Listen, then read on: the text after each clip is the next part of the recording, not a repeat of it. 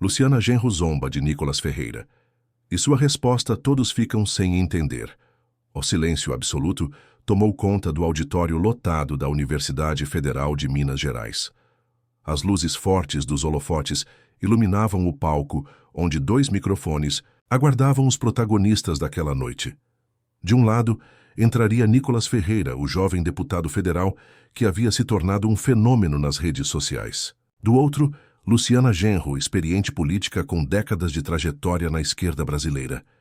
O evento havia sido anunciado apenas 3 dias antes, e mesmo assim esgotaram-se os ingressos em menos de 2 horas. Filas se formavam do lado de fora. Jornalistas de todo o país se acotovelavam para conseguir o melhor ângulo. As redes sociais já fervilhavam com hashtags de ambos os lados. Senhoras e senhores, bem-vindos ao debate Visões de Brasil, Conservadorismo e Progressismo. Em confronto, anunciou o mediador, um respeitado professor de ciência política. Lembro que este é um espaço de ideias, não de ataques pessoais. A plateia se dividiu entre aplausos e vaias. O ar estava carregado de tensão. Todo mundo sabia que aquela não seria uma noite comum. O que ninguém esperava era que um comentário, aparentemente inocente de Luciana, desencadearia uma resposta de Nicolas, que deixaria o país inteiro perplexo por semanas. O confronto. Começa Luciana Genro. Entrou primeiro, vestindo um blazer vermelho, seu tradicional visual combativo. Aplausos vieram da ala esquerda do auditório. Segundos depois, Nicolas Ferreira surgiu de terno azul marinho, sendo saudado pelo outro lado da plateia. Após as apresentações iniciais, o mediador lançou a primeira pergunta: qual o maior desafio do Brasil na atualidade? Luciana foi a primeira a responder. Com sua experiência de oratória, começou calmamente. O maior desafio do Brasil é superar a desigualdade estrutural que mantém milhões em situação de pobreza, enquanto poucos concentram riquezas inimagináveis. Não podemos normalizar um país onde crianças passam fome, enquanto bilionários aumentam suas fortunas exponencialmente. A resposta gerou aplausos de seus apoiadores. Nicolas observava atentamente, anotando alguns pontos em seu bloco. Quando chegou sua vez, o jovem deputado ajustou o microfone. Respeito a visão da deputada Luciana, mas discordo fundamentalmente. O maior desafio do Brasil não é econômico, é moral. Estamos vivendo uma crise de valores, onde tudo que construiu nossa civilização está sendo descartado em nome de um progresso que, na verdade, é retrocesso. O tom estava definido. Não, seria um debate morno. A tensão aumenta com o passar das perguntas. A temperatura do debate subiu consideravelmente. Ao discutir em educação, Luciana criticou duramente a visão de Nicolas.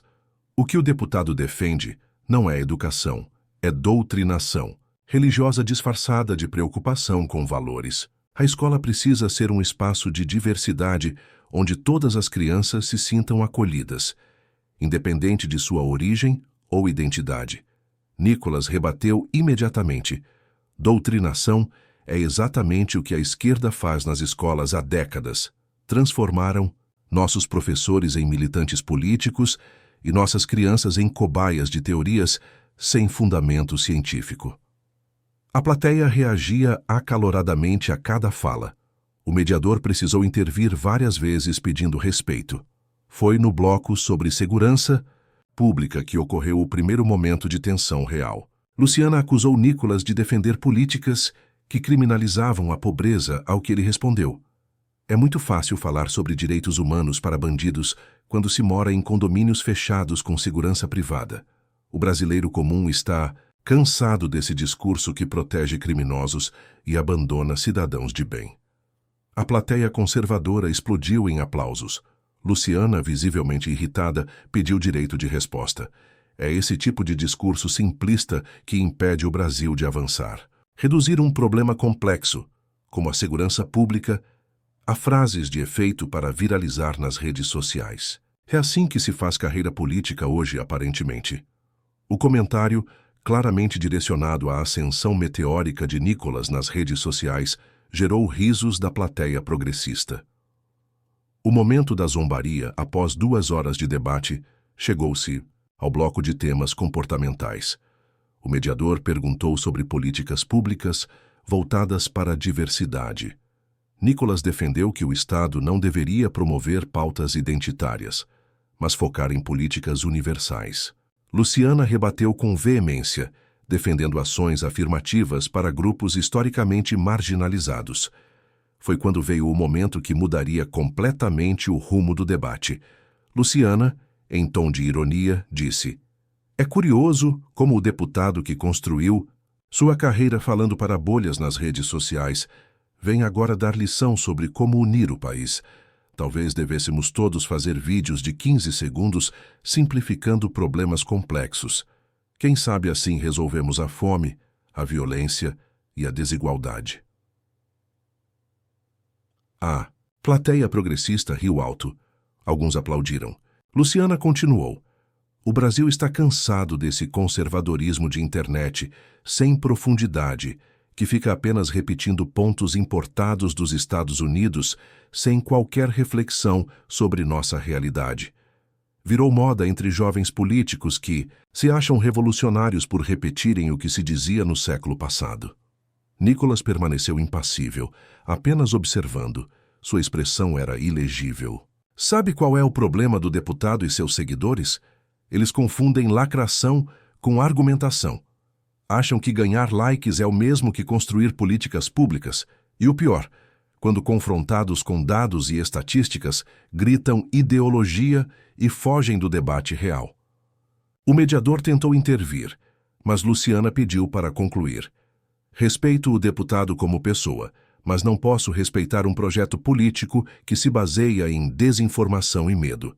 É muito fácil atacar minorias e culpá-las pelos problemas do país. Difícil é apresentar soluções reais."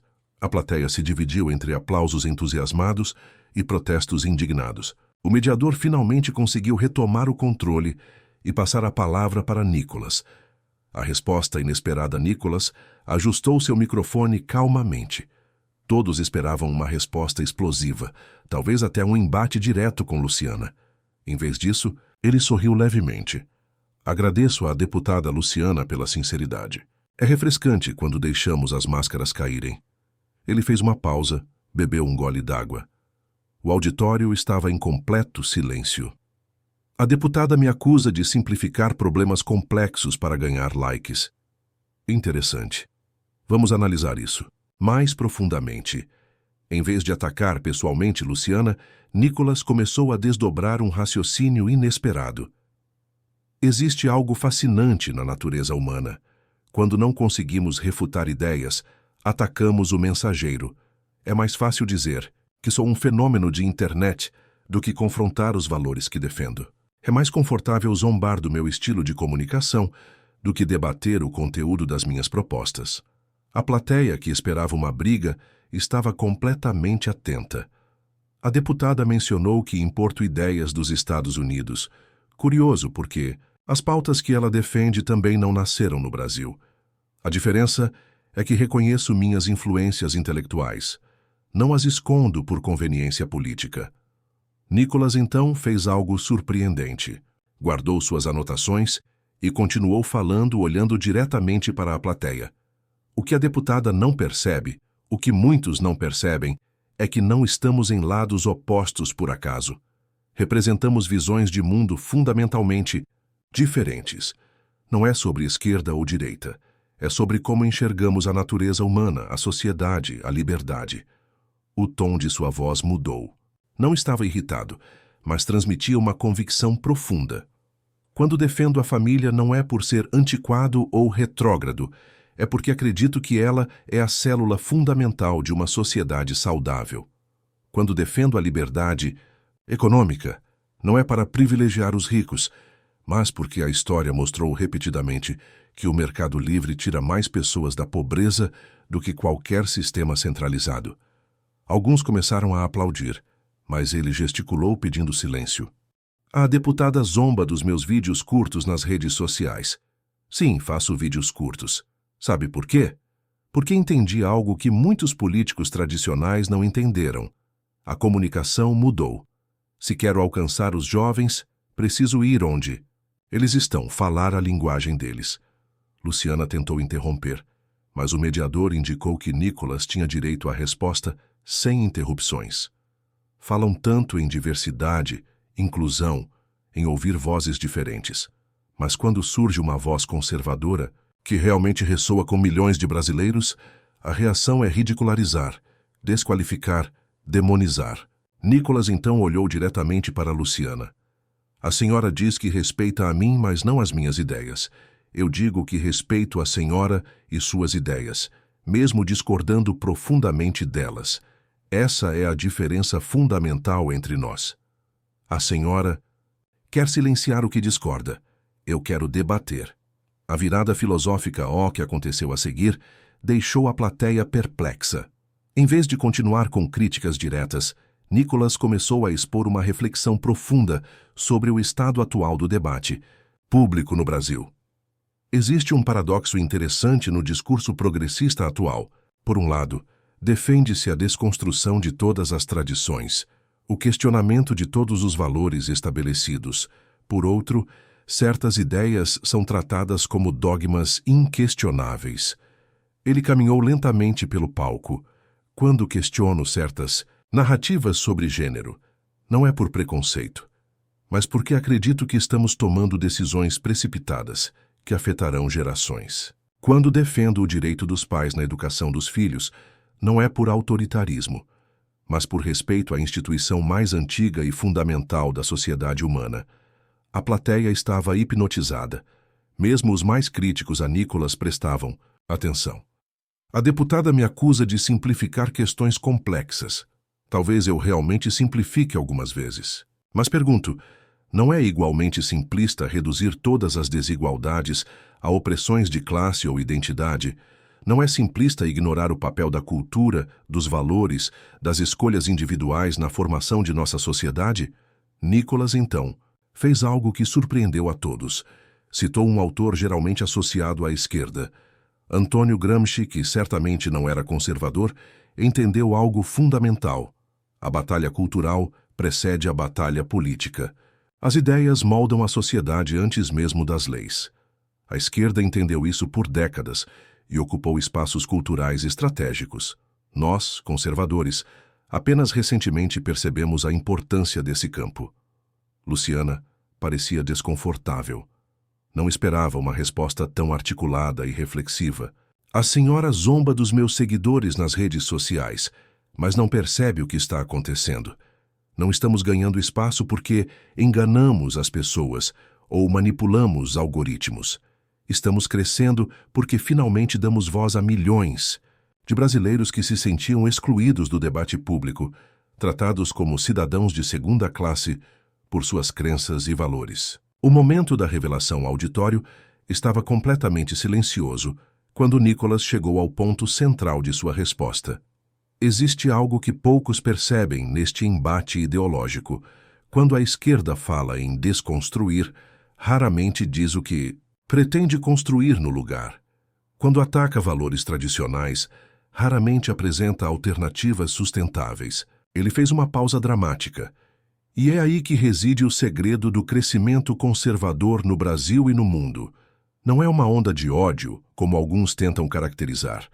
É um grito de pessoas que sentem que estão perdendo algo fundamental, algo que dava significado e estrutura às suas vidas, sem nada concreto para substituir. O jovem deputado então compartilhou algo pessoal. Cresci na periferia de Belo Horizonte. Vi de perto o impacto da desestruturação familiar, do relativismo moral, da ausência de valores firmes. Vi amigos de infância se perdendo no crime, nas drogas, e percebi algo que muitos intelectuais de seus gabinetes climatizados não conseguem ver. As pessoas comuns precisam de estrutura, de valores claros, de instituições sólidas. Alguns na plateia começaram a aplaudir espontaneamente.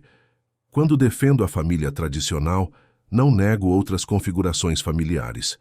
Defendo uma instituição que provou, ao longo de milênios, ser a melhor estrutura para criar seres humanos equilibrados. Quando defendo o mérito, não ignoro as desigualdades de oportunidade. Mas reconheço que, sem esforço e responsabilidade individual, nenhuma política pública será eficaz a longo prazo. Nicolas então se aproximou mais da plateia. A senhora me chama de fenômeno de internet, como se isso diminuísse a legitimidade das minhas ideias. Mas sabe o que isso realmente significa? Significa que encontrei um caminho para driblar o monopólio narrativo que existia neste país. Significa que ideias que sempre foram marginalizadas na academia, na mídia tradicional, nos círculos culturais dominantes, finalmente encontraram um canal para chegar às pessoas. O final surpreendente, percebendo que tinha a atenção total do auditório, Nicolas chegou à conclusão de sua resposta. Quero propor algo diferente aqui hoje. Em vez de continuarmos nessa batalha interminável, onde cada lado tenta destruir o outro, poderíamos tentar algo revolucionário, um diálogo honesto. Ele se voltou para Luciana. Deputada, a senhora e eu discordamos em quase tudo, mas acredito que ambos queremos um Brasil melhor, mais justo, mais próspero. Os caminhos que propomos são radicalmente diferentes, mas o objetivo final talvez não seja tão distante assim. A plateia estava confusa. Ninguém esperava esse tom conciliatório. O que realmente me entristece no debate público brasileiro é que perdemos a capacidade de discordar sem demonizar. Transformamos adversários em inimigos, e nesse processo perdemos algo precioso, a capacidade de aprender com quem pensa diferente. Nicolas então fez algo completamente inesperado. Estendeu a mão para Luciana. Proponho um desafio à deputada e a todos nós aqui. Podemos manter nossas convicções firmes, defender nossos valores com paixão, mas reconhecer a humanidade daqueles que pensam diferente. Podemos buscar pontos de convergência, mesmo que pequenos, para construir algo melhor para nosso país. Luciana, visivelmente surpresa, hesitou por um momento. A plateia estava em suspense, porque no final o Brasil não é nem da esquerda nem da direita. É de todos nós. E só avançaremos quando entendermos que a democracia não significa a aniquilação do adversário, mas a convivência respeitosa na diferença. O auditório inteiro se levantou em aplausos. Mesmo aqueles que vieram preparados para atacar Nicolas pareciam tocados por suas palavras. Luciana, recuperando-se da surpresa, apertou a mão estendida de Nicolas. O mediador, visivelmente emocionado, declarou: "Este é o tipo de debate que o Brasil precisa. Não aquele que termina com um vencedor e um derrotado, mas aquele que nos faz refletir sobre nossas próprias certezas." O impacto nacional. O vídeo do debate, especialmente da resposta de Nicolas à zombaria de Luciana, viralizou instantaneamente. Em 24 horas, ultrapassou 10 milhões de visualizações. Programas de TV dedicaram horas analisando aquele momento inesperado. O que mais surpreendeu os analistas políticos foi a reação do público. Pessoas de todos os espectros políticos compartilhavam o vídeo. Mesmo críticos ferrenhos de Nicolas reconheciam a maturidade e profundidade de sua resposta. Um renomado comentarista político escreveu: "Ontem testemunhamos algo raro na política brasileira atual. Um debate que terminou elevando o nível do discurso, não rebaixando-o. E o mais surpreendente é que veio de onde menos esperávamos." Nas redes sociais, a resposta de Nicolas tornou-se a mais comentada por dias. Jovens relatavam como aquele momento havia mudado sua percepção sobre o debate político. Um mês depois, pesquisas de opinião mostraram um dado interessante. A aprovação de Nicolas havia crescido significativamente entre eleitores que, tradicionalmente, não se identificavam com seu campo político. Não porque haviam mudado suas posições, mas porque reconheciam nele uma capacidade de diálogo que raramente se via no cenário polarizado. A lição final: o debate na UFMG entrou para a história política brasileira não pelos ataques ou pela polarização, mas pelo contrário, por mostrar que é possível discordar profundamente sem perder a capacidade de diálogo. Nicolas, que muitos esperavam que respondesse à zombaria com mais agressividade, demonstrou uma maturidade política rara. Em vez de alimentar o ciclo de ataques, elevou o debate para um novo patamar.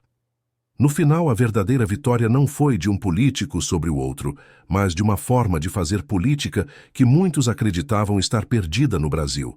Aquela baseada em ideias, não em ataques pessoais, em princípios, não em provocações. A história daquele debate se tornou um caso de estudo em escolas de comunicação política.